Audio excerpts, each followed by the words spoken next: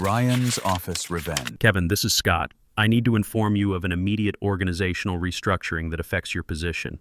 My name's Kevin Hartwell, and until 26 hours ago, I was the Senior Project Director at Atlas Construction Corporation, overseeing 3 major pipeline projects across Texas and Oklahoma worth $1.2 billion in contracts. I'm 49 years old, spent 10 years with the Army Corps of Engineers building bridges in places you wouldn't want to visit, and the last 15 years turning Atlas into the most reliable infrastructure contractor from Houston to Tulsa. What I never expected was for CEO Scott Morrison to decide my expertise was expendable at 1:05 a.m. on a Tuesday, communicated through a phone call lasting exactly 3 minutes and 47 seconds. Give me a break. Who fires somebody in the middle of the night? The call came while I was in my home office outside Houston, reviewing safety protocols for a critical Chevron pipeline section that needed inspection clearance by 6 a.m. This wasn't unusual. Oil and gas construction operates on deadlines tighter than a tick's grip, meaning someone's got to monitor night shifts when things go sideways. For 15 years, that someone had been me.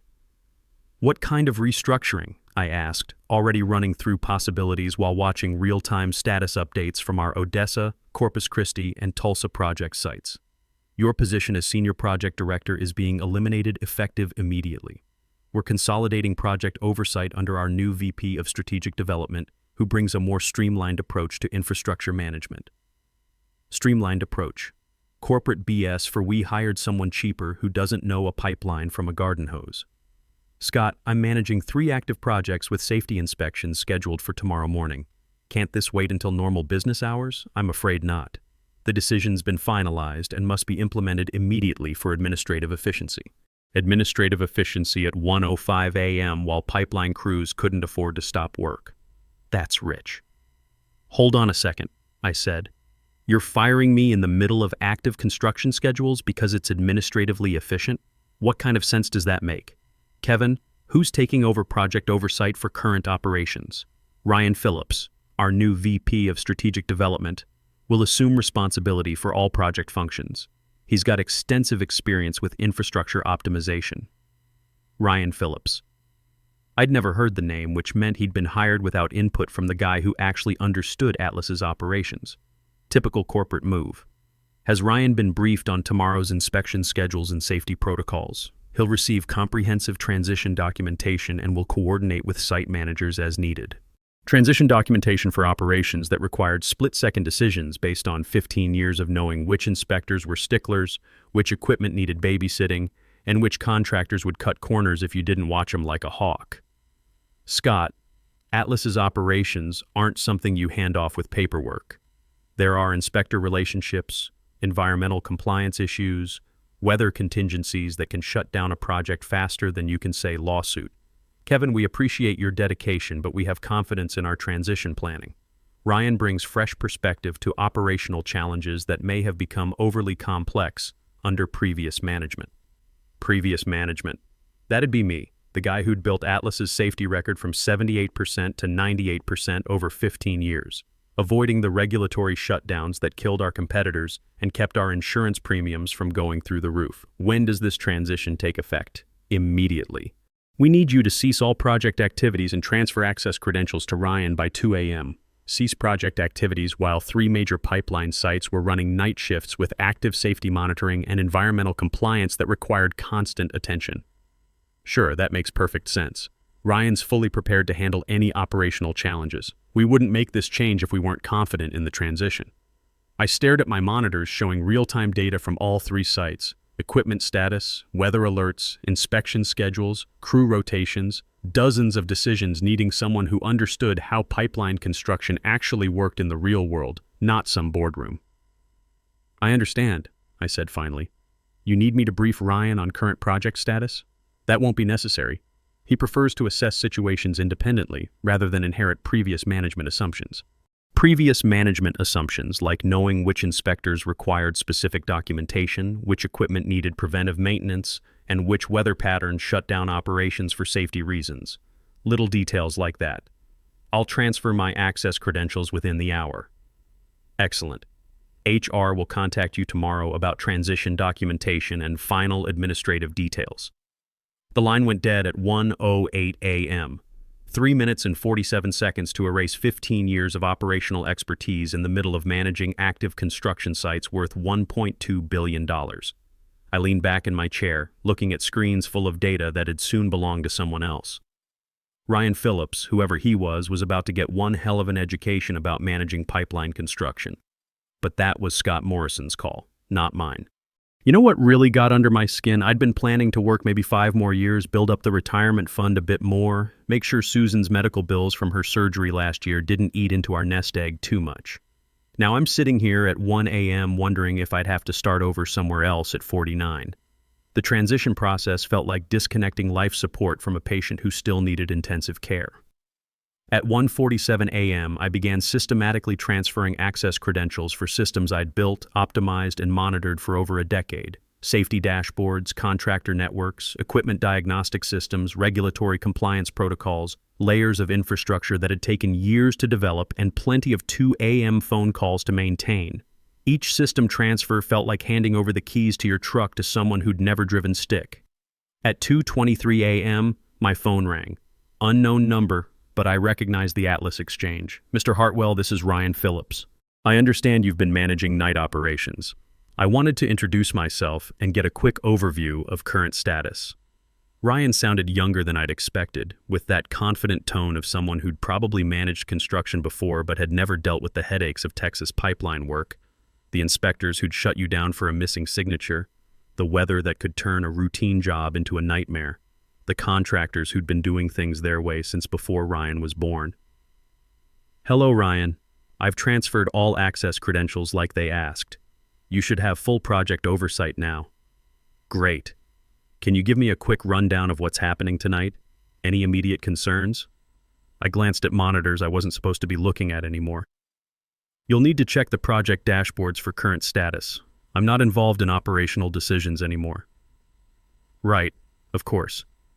But just to get oriented, any critical issues I should prioritize? The question confirmed what I'd suspected.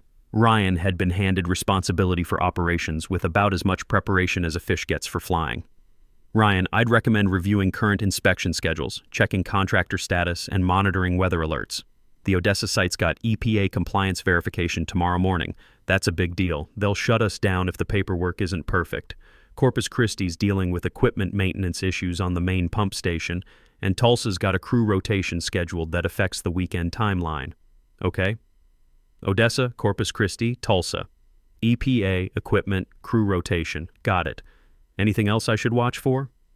15 years of knowing how things really worked, condensed into a casual question. Like asking someone to explain how to drive by reading the owner's manual. You'll want to monitor the site supervisors.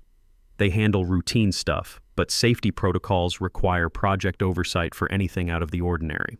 These aren't desk jobs, Ryan.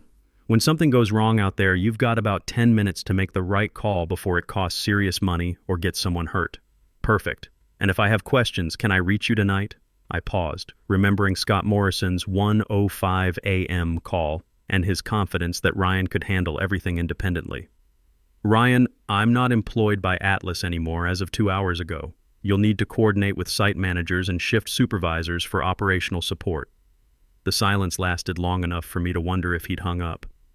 You're no longer employed as of tonight? I thought I was taking over from you tomorrow morning. You took over at 2 a.m. when I transferred access credentials. Another pause. Mr. Hartwell, I think there's been some miscommunication. I wasn't expecting to start tonight. I haven't reviewed current operations or been briefed on ongoing issues. And there it was. Scott Morrison had fired the guy managing active construction sites and handed responsibility to someone who wasn't even ready to start. Brilliant management right there. Ryan, I'd recommend contacting Scott Morrison or HR to clarify your responsibilities and timeline. I'm not in a position to provide operational guidance anymore. After hanging up, I sat in my home office thinking about the construction sites now running without the oversight they'd depended on for 15 years. 3 major pipeline projects managing complex operations with tight deadlines and zero tolerance for regulatory screw-ups, now under the supervision of someone who hadn't even expected to be working tonight. Scott Morrison had wanted immediate administrative efficiency. He was about to get a very expensive lesson in what happens when you confuse efficiency with just plain stupidity. My phone buzzed with notifications from site supervisors seeking operational guidance, messages I wasn't allowed to answer anymore for operations I wasn't responsible for. I turned off my phone and went to bed. Whatever happened next was Ryan Phillips's problem, but I couldn't sleep. Susan rolled over and mumbled, "Everything okay, hun?" "Yeah, just work stuff. Go back to sleep." She didn't need to know I'd just been fired. Not at 2:30 in the morning. We'd talk about it over coffee when she got up. Figure out what this meant for the retirement plan, the medical bills, whether I'd need to look for work in another state. At 49, starting over wasn't exactly appealing. The first crisis hit at 4:17 a.m., which I knew because my personal phone started ringing with calls from site supervisors who had my direct number for emergencies but apparently couldn't reach Ryan. I didn't answer any of them. By 6:30 a.m., I had 14 missed calls and 23 text messages from various Atlas employees, ranging from shift supervisors asking for guidance to site managers requesting clarification on inspection priorities. Questions that should have gone to Ryan Phillips, but apparently weren't getting answered. I made coffee and sat on the back porch, watching the sun come up over the pasture behind our house. Susan came out in her robe, holding her own cup. "You're up early, even for you." "Couldn't sleep. Work problems?" I looked at my wife of 23 years, thinking about how to explain that I'd just lost the job I'd planned to retire from, the one that was supposed to get us through her medical expenses and into a comfortable retirement. "Scott fired me last night." She sat down hard in the chair next to me. "What? Why?" "Says they're streamlining operations. Hired some hotshot VP who's going to bring fresh perspective to operational challenges." "Fresh perspective?" Susan's voice had that edge it got when she was about to let loose on someone. "You built that company's reputation. How many times have you been called in the middle of the night to fix something nobody else could handle? More times than I can count. And now they think some new guy can just walk in and do what you do? Apparently." We sat there in comfortable silence, watching a hawk circle over the back 40. Susan reached over and took my hand. "We'll figure it out, Kev. We always do." At 7:45 a.m., Scott Morrison called my personal phone. "Kevin, we've got some operational issues that require your immediate assistance." "Good morning, Scott. I'm not employed by Atlas anymore as of 1:05 a.m. yesterday. You'll need to coordinate operational support through Ryan Phillips. Ryan's having some difficulty getting oriented." "No kidding." Difficulty getting oriented 6 hours after taking responsibility for $1.2 billion worth of active construction projects. "Scott, you fired me for administrative efficiency reasons. I'm not available for transition assistance. This is temporary consultation work. We're prepared to pay emergency consulting rates. Emergency consulting rates for fixing the mess created by firing me in the middle of active operations. That's a load of crap right there. I'm not available for consulting work. I'm exploring other opportunities." What I didn't mention was that my phone had been ringing since 6 a.m. with calls from Atlas's competitors, all of whom had heard through industry channels that I was suddenly available. Pipeline construction's a small world down here in Texas. Word travels faster than bad weather when someone with my track record hits the market. "Kevin, we need to discuss this situation. Can you come in this morning?" "I don't think that'd be appropriate. Ryan Phillips is fully prepared to handle operational challenges, remember? That's what you told me last night." The situation's become more complex than anticipated. Translation: everything was falling apart without the guy who actually understood how it all worked together. "I'm sure Ryan will figure it out. He brings that fresh perspective to operational challenges, right?" "Kevin, we're willing to discuss reinstatement with improved terms. Reinstatement after firing me at 1:05 a.m. for administrative efficiency. You've got to be kidding me."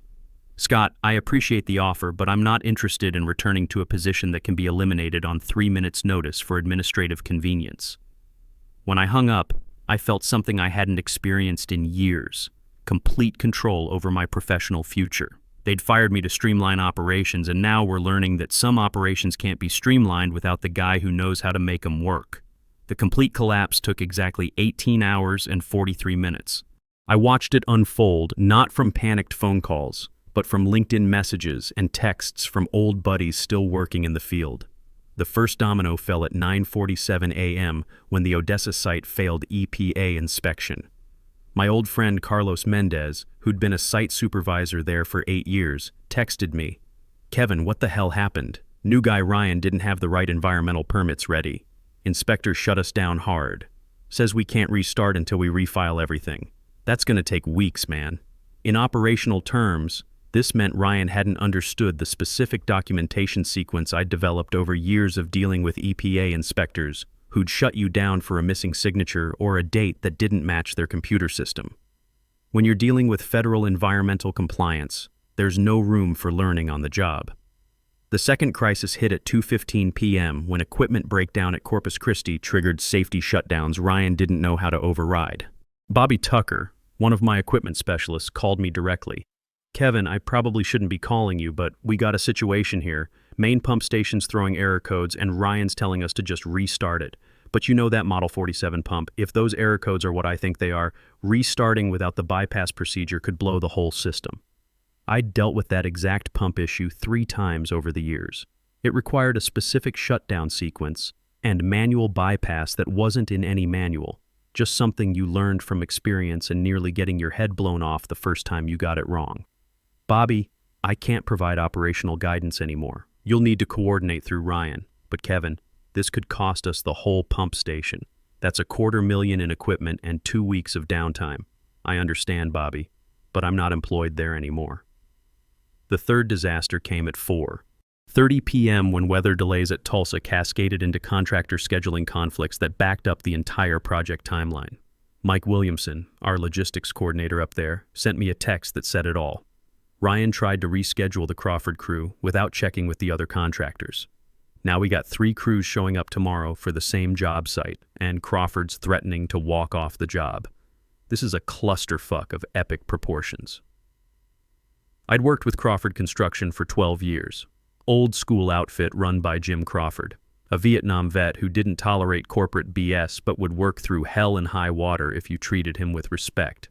Ryan had apparently treated him like just another vendor you could push around. By 6 p.m., all 3 sites were operating at less than 30% capacity with safety violations, environmental compliance failures, and contractor disputes that'd take weeks to resolve. I learned the full scope from an unexpected source, my former assistant Jessica Martinez, who called at 6:47 p.m. "Kevin, I probably shouldn't be calling, but the situation here's completely insane. Ryan's been in emergency meetings all day and nobody knows how to fix what's happening." "What exactly's happening, Jessica? All 3 sites are basically shut down. Odessa failed EPA inspection and can't restart. Corpus Christi's got equipment problems nobody can solve, and Tulsa's behind schedule with contractors threatening to quit. Ryan keeps saying he needs time to assess the operational landscape. Assess the operational landscape while $1.2 billion worth of infrastructure projects sat idle because the guy who actually understood the landscape had been eliminated for administrative efficiency. Has anyone contacted the clients about delays? That's the worst part. Ryan says we should wait to see if things improve before notifying Chevron and ExxonMobil." "But Kevin, these aren't companies that tolerate surprise delays." "No, they weren't. Oil and gas companies operate on schedules tighter than Dick's hat band, with penalty clauses that could bankrupt contractors who missed deadlines. Chevron alone could hit us with $200,000 per day in late penalties. Jessica, I appreciate you calling, but I'm not in a position to provide guidance anymore. I know, it's just that everyone's asking what you do in this situation. What I do was exactly what I'd been doing for 15 years. Coordinate between sites, manage client expectations, maintain the relationships with contractors and inspectors that kept everything running smooth. But Scott Morrison had decided that coordination was too expensive to maintain. Jessica, the situation will resolve itself one way or another. Ryan's got the authority and responsibility to make operational decisions now. But what if he can't fix it? That was the question Scott Morrison should have asked before eliminating the guy who knew how to prevent these problems in the first place. While I was talking to Jessica, my phone buzzed with another call. Number I didn't recognize, but the area code was Dallas. "Mr. Hartwell, this is Tom Bradley from Summit Infrastructure Systems. I heard you might be available for new opportunities. We'd like to discuss a partnership opportunity with you if you're interested." Summit Infrastructure, Atlas's biggest regional competitor. And they just called the guy who knew Atlas's vulnerabilities better than anyone alive. Summit Infrastructure, Atlas's biggest regional competitor. And they just called the guy who knew Atlas's vulnerabilities better than anyone alive. I'd be interested in hearing what you have in mind, Mr. Bradley. Well, we've been looking to expand our pipeline operations, and your reputation in the industry speaks for itself. We're not talking about just a job here. We're talking about a partnership. You'd come in as VP of Pipeline Operations with equity stake and full authority to build your own team. Build my own team. That was music to my ears, especially knowing that half of Atlas's best people were probably updating their resumes right about now. By Friday afternoon, industry publications were running stories about Atlas's operational disruptions. Atlas Construction faces multi-site delays ran in Pipeline and Gas Journal, followed by analyses in Construction Weekly and Energy Infrastructure Today. The articles were diplomatically worded, but the message was crystal clear. Atlas was having serious problems that affected major energy clients. The knockout punch came from the clients themselves.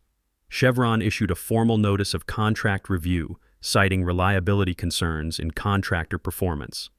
ExxonMobil implemented emergency contingency planning to source alternative contractors. Within 4 days, Ryan Phillips had managed to damage relationships I'd spent 15 years building. The call I'd been expecting came Friday evening from Rachel Thompson, Atlas's board chairwoman. "Mr. Hartwell, I'm calling to discuss a potential consulting engagement to help Atlas address operational challenges we're experiencing." "What kind of challenges are you experiencing, Mrs. Thompson?" "Multi-site coordination issues affecting project timelines and client relationships. We believe your expertise could help resolve these complications." I looked out my kitchen window at Susan working in her flower garden, thinking about the 15 years I'd spent building systems that Scott Morrison had destroyed in a single phone call. "Mrs. Thompson, I'm not available for consulting work. I've accepted a position elsewhere." The silence on the other end told me everything I needed to know. "Mr. Hartwell, surely we can discuss terms competitive with any other offer." "Mrs. Thompson, 4 days ago Atlas fired me at 1:05 a.m. for administrative efficiency. Today you're offering premium rates to fix the problems that decision created.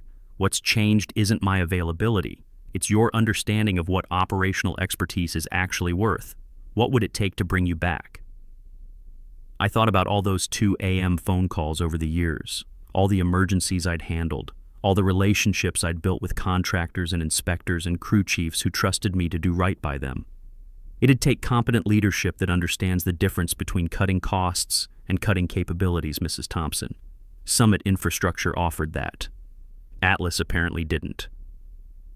3 weeks later, I walked into Summit's Dallas headquarters for my first day as VP of Pipeline Operations. Tom Bradley introduced me to the team, and I started making phone calls to people I'd worked with for years. Carlos Mendez was my first hire. "Kevin, I've been waiting for your call. This place is falling apart without you. When can I start?" Bobby Tucker came over the following week, along with Mike Williamson and half a dozen other key people who'd made Atlas's operations actually work. Even old Jim Crawford called to say he'd be happy to work with me again. "Kevin, that Ryan character tried to tell me how to run my crew. Nobody tells Jim Crawford how to do construction, especially some suit who's never held a wrench. But you've been in the trenches. I'll work for you anytime."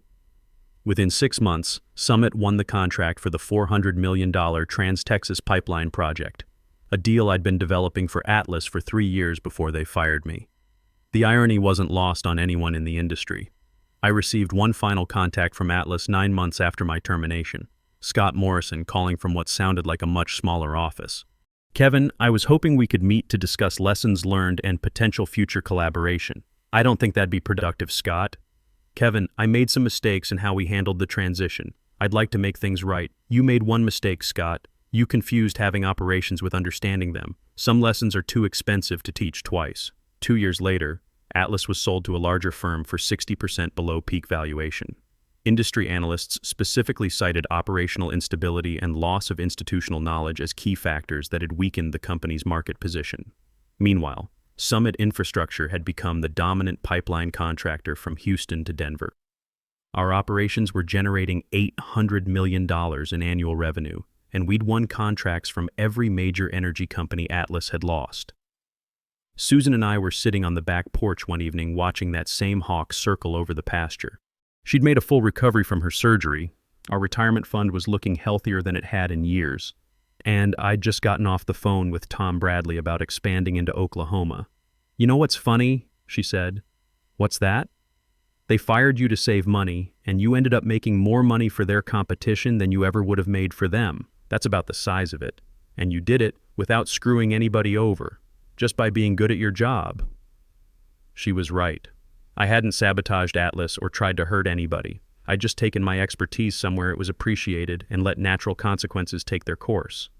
I kept one memento from my Atlas years, the final quarterly safety report showing record numbers.